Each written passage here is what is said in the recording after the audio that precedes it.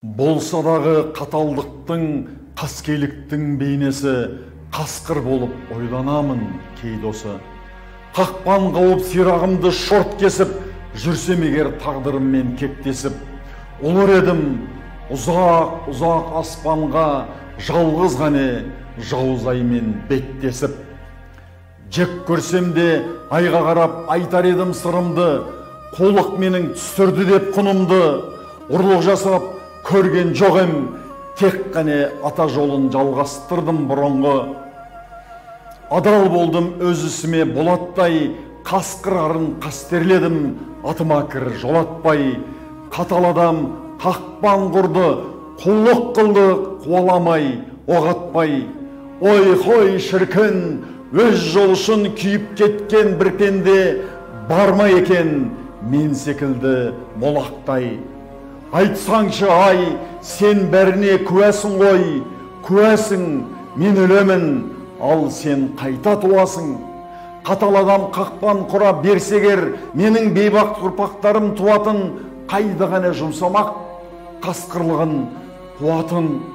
Әлде бізде қоямыз ба адаласты асауды, адамдардан оқимыз ба қулық, сұмдық жасауды?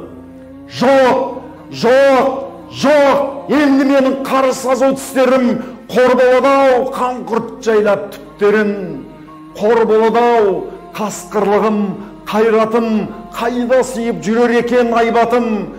Көріп өлген жолбарыстың уысын, бақытты екен менің көкжал туысым. Мен бақытсыз, сен не дейсің жарғай, қалым бітті, көрінесің тарыдай. Соңғы тілек, қасқырларым қасқырлыққа құнықсын, ал адамдар қасқырлықты ұмытсын. Мен де жедім адам жеген тәттасты, неге олар меніменен қастасты? Айт оларға қақпандарын әкетсін, адамдығын өздеріне бас етсін, адалдығын қасқырларға паш етсін.